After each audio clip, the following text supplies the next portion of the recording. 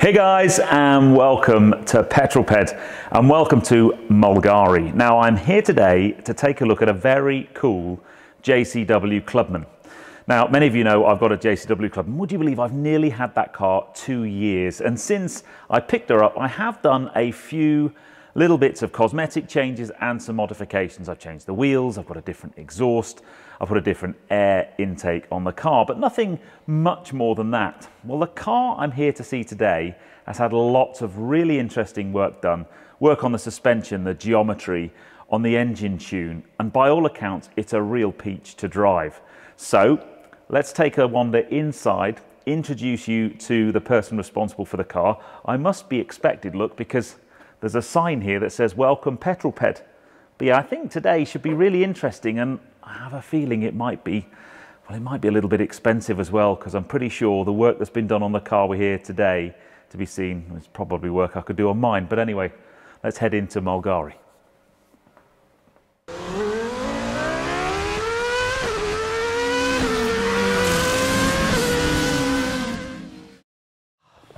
Cool. Right, ready? Morning. Right, Morning. Yeah, I'm good, mate. I'm good. Yeah, cool. Nice to meet you. Now then, the gentleman sat to my left goes under many names.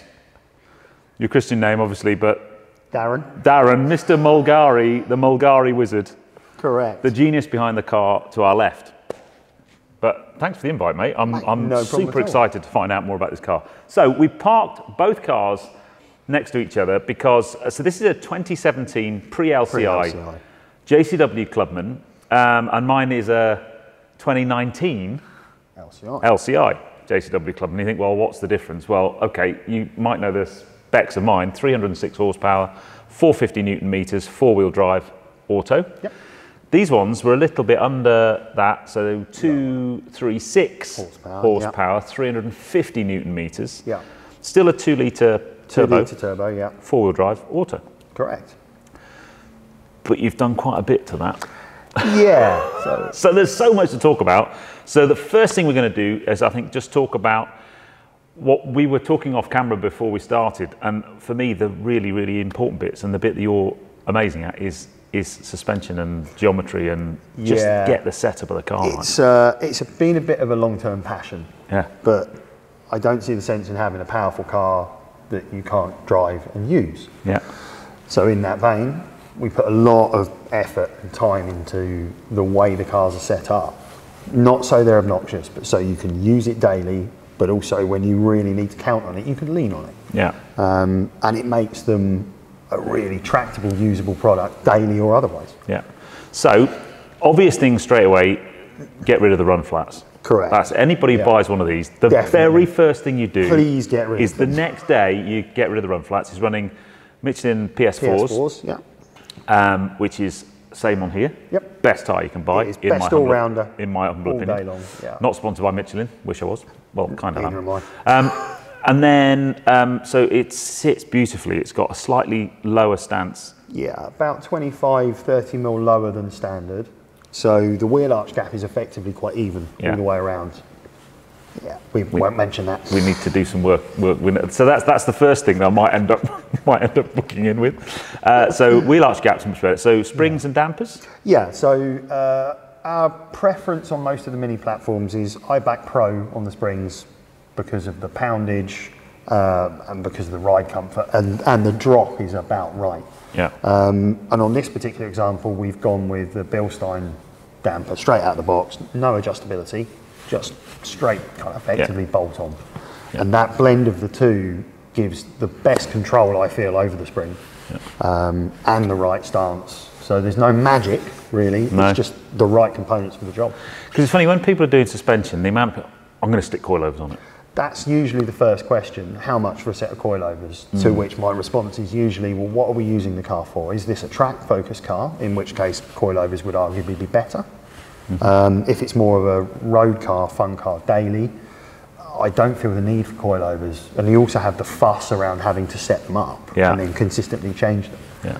And you can get around that and save some money by being sensible.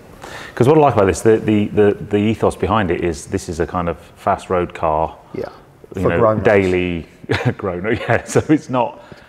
I mean, I'm sure you could track it and it'd be amazing, but it's not set up for track use. No, not at all. It's fast road setup. Nice car to drive on the road. Yeah, so you could stick your family in it and use it. You could stick your mates in it and go for a hack. It kind of ticks a lot of boxes, and that's the reason partly for the selection of components, but the way the geometry's been set. Yeah. So it doesn't break your back every time you sit in it and show it a corner. That's what we want. Correct. Brake upgrades, so we've got different rotors on the... Yeah, so it's currently got EBC pads and discs in it. That is going to be set to change once these are worn out to something. EBC is great for fast road in my view. If you show it much more aggression than that, it starts to suffer.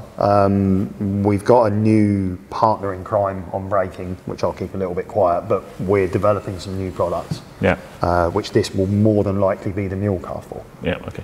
Is it running any spacers or? It has got IBAC spacers on it currently. Yeah. They're 12 mil. Yeah. It was less for aesthetics and more to actually gain the geometry numbers that we wanted and contact patch. Nice. But of course it's also matched the body line quite nicely. Yeah, and then just in terms of geometry, yeah, what's the sort of overriding ethos behind what you've done? So generally speaking, when you go full track, you tend to be running quite aggressive camber, quite aggressive caster, and then your toe is usually fairly neutral.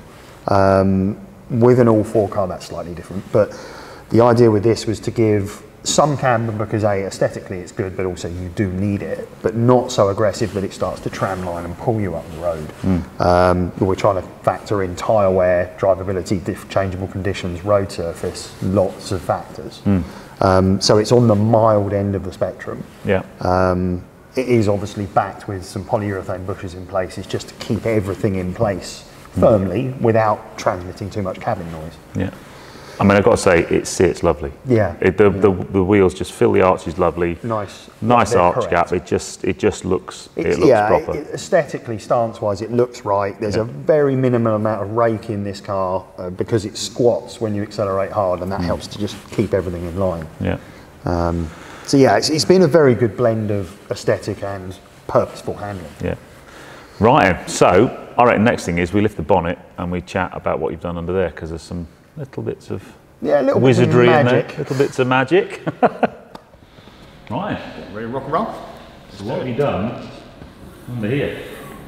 Not very much, by the way. Aesthetically, not a great deal. There's a nice sticker on here. Yeah, stickers. They're worth 5 horsepower. Did you know that? Yeah, easy. Maybe 10. It depends on the quality of the sticker. If you match them with some side stripes. Oh, you're away. Yeah. You're away. That's it. Job done. Yeah, very OEM looking under here. Yeah. Intentionally. So there's obviously a Mulgari-esque tune on here. Engine only. We can't do transmission tunes at the moment. Yeah. Hardware to back the tune up. First and foremost, it's got to breathe. So we've got a drop-in high-flow panel filter in there. Just allows a nice amount of flow and volume. You never run out. We upgrade the spark plug to a cooler running plug, NGK, my favourite plug of choice. Yeah. And alongside that, just to bolster everything up, it has a large core intercooler in the front of it. Yeah, it's a must when you're going beyond what we would term as a stage 1. Charge temps are really important, and you can do a lot of damage if you overcook it. So yeah, belt and braces. There are a few bits in the future, as and when things wear, we will have a hard pipe configuration on the boost pipes when required, but these tunes are all designed to run with as much OEM hardware as possible, because it's no need. Yeah, and again, talking off camera, this is, yes, the power and the torque figure's gone up, yeah, but it's about the drivability of the tune, not out and out, you know. Yeah, so we've never been overly interested in chasing headline numbers. It's not a contest. It's about providing and producing a vehicle that's very, very drivable. So we think, generally speaking, we feel our tunes are the best all-rounded product. They may not have those headline numbers, but what they provide is miles of fun, which you'll find out soon. Yeah. So this, we think from stock, is about the 300 horsepower ballpark. So it's up on a par with the LCI2 cars, GP3 territory. but it's more about the way the torque is delivered. Yeah.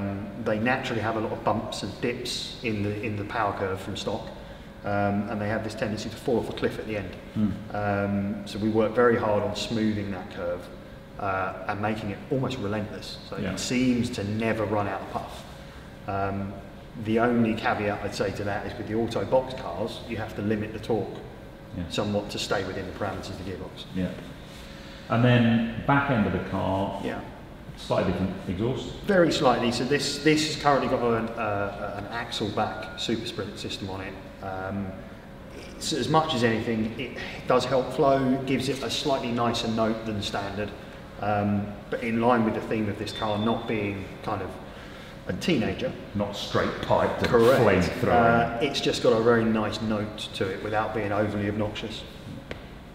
So that's just, it's a real kind of gentleman's cruiser, but it's got a dark side. Well, it's 300 horsepower in a Mini. So exactly, and that's kind of the point. It's quite sleeper, it's quite grown up, which is very much like we like that kind of thing. Yeah. The OEM plus feel of this car is probably where it really delivers the most, because it's quite unassuming to look at. I was going to say, if this was in a car park, you know, full of Minis, you wouldn't, apart from subtle things, there's a very subtle badge on the rear tailgate. Glad you've taken the Clubman writing off the rear tailgate. I can't unsee that. Yeah. But yeah, it's, you know, yes, it sits slightly differently. If you know your Clubmans, you look at this and go, you know, there's something about that car, but everything else. It's not overdone, is it? Yeah. No. Yeah. So next thing, see how it drives. Sounds like a plan to me. Which is the important thing. Let's go and have some fun. Absolutely.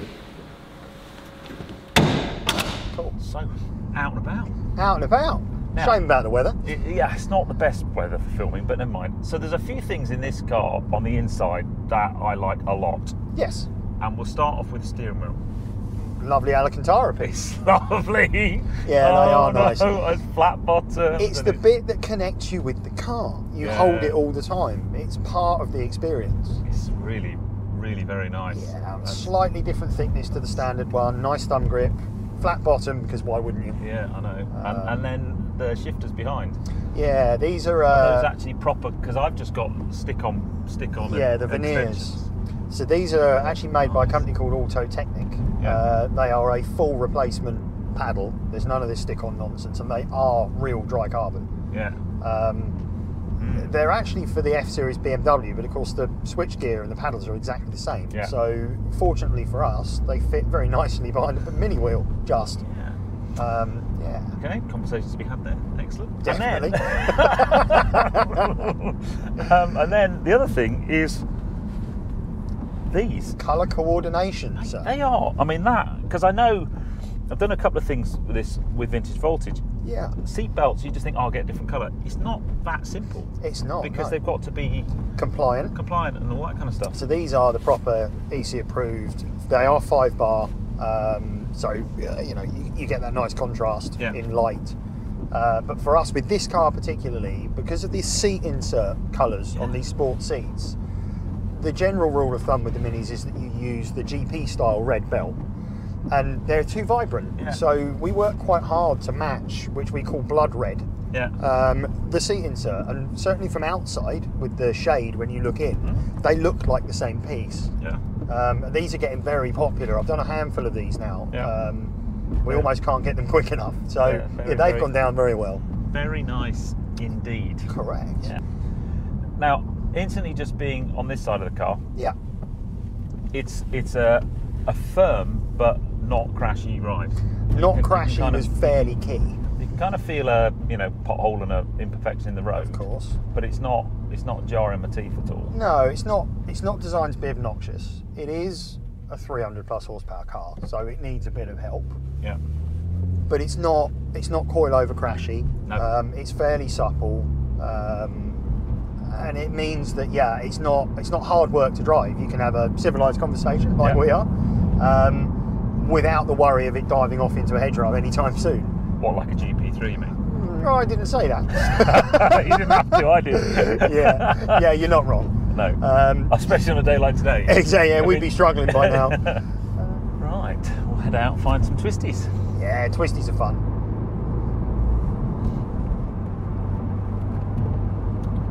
Hello. It doesn't Straight fall, away. doesn't fall over, does it? Straight away in that Compression dip.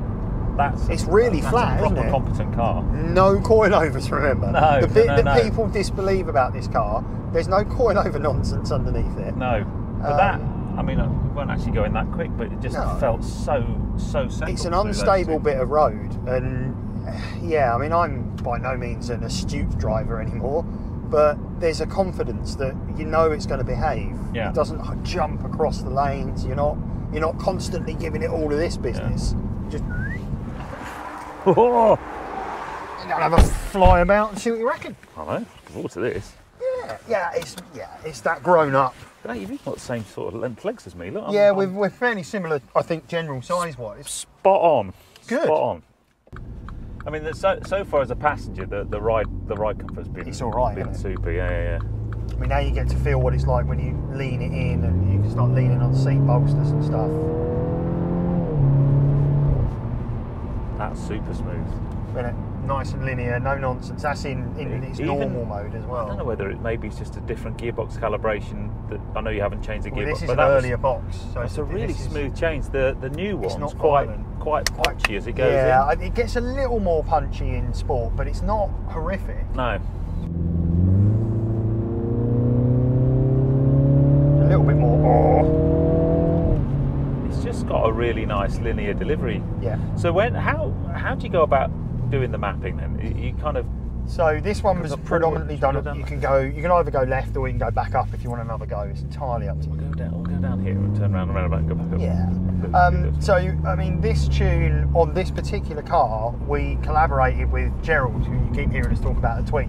I know. I've met Gerald. I met so him you at know, Festival Jess, Speed, he is the nicest human being. We get on like a house on fire. He's a super lovely guy.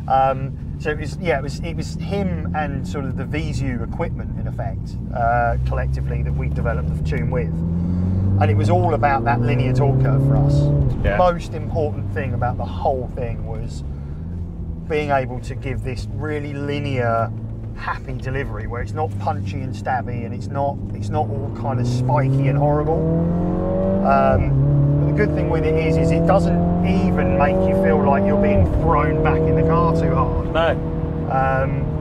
It just gets up there. And because it's got four-wheel drive, it can use it. So the hatchbacks feel really lively, really difficult to be able to keep it under control. Yeah. This just sits down and takes off. I mean, it's not. Mine actually gets quite light on the front under hard acceleration. Yeah, this doesn't do that at all. No. That's partly the suspension configuration. Yeah. The rear springs in the Clubman stock are actually a lot softer than the front. Yeah. So you get a lot of squat and it lifts up. Yeah. This, although the poundage is different, they're closer in spring rate. So it stops the pitch and dive being quite as pronounced. Yeah, because at hard acceleration, it kind of front goes light, and then you get a little bit of track left to right. And and then it settles down. This is much better. It doesn't have any of that. It's yeah, you can comfortably let go. That's the thing, isn't it? Straight as a die. You go, see. It's all right, isn't it? Yeah. And again, I keep coming back round to it. There's not thousands of pounds worth of kit under this car. No. It's just sensible. As I said, I've driven a Cooper S, one of these, but not the JCW pre-LCI. So I can't kind of say, compare it to that. Of course. But I can compare it to mine because I drove it here. Yeah. Punch-wise, performance-wise, it's the way it's delivered is different, but it's still about the same kind of. It feels as quick. I think they're probably as quick as one another, but they deliver in a completely different way. I'm just going to go up and down this nice bit of road. Yeah, it's a nice little run, isn't it? So yeah, it's certainly got this. It feels the same level of performance. Yeah. Don't go down there. Don't go down there. Don't go down there. That's the one.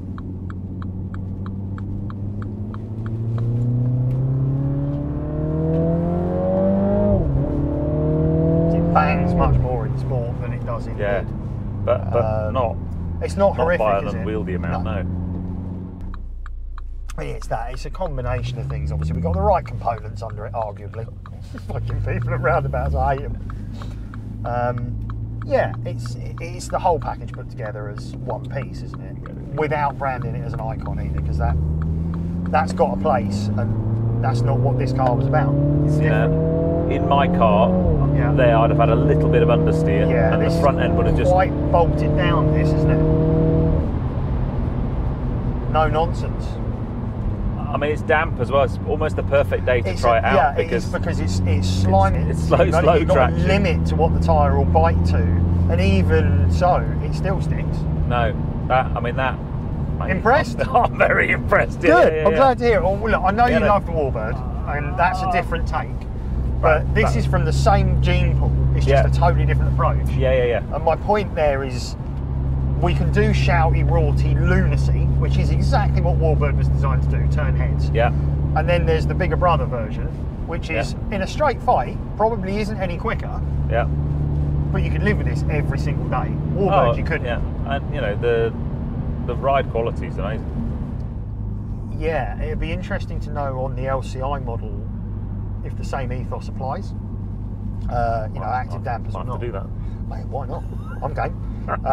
It's not particularly long-winded. I can even put tools in your hand and get you to do some of it. I like doing that. All right. That sounds like a challenge. Yeah, do you know what? It's actually, the rears are a fucking doddle. Yeah. Like, I normally set of springs on the rear, if you really go for it, you do them in half an hour. The front's a bit more of a fiddle because you have to be careful with the active stuff. Yeah. None of it's overly complicated. Sketchy when you get it in the spring compressor. But yeah, that'd be quite a fun day. So, guys, put it in the comments below. Would you like to see me get my hands dirty? Yes, we would. Oh no! Come on, we got to get him in his overalls. So maybe we'll leave this video at that bombshell. What a bombshell it is! Exactly. But mate, I'm super impressed with this. Thank you. It really is. It drives beautifully. Yeah. It really drives beautifully. That was definitely the as I've said a couple of times already, I love the ethos behind the car. It's you know, in terms of the straight down, mate. What it's been designed for. What it's been put together for you, exactly that. Cool. Well, guys, I hope you enjoyed that. I'll put all the details for Mulgari below. So make sure. Sorry, I've got to turn around. See, there you go. That's me. That's an outtake. That's definitely an outtake. Yeah, I'll put all the details below in the description. So just check that out, and we will. I'm sure be doing something again. I think.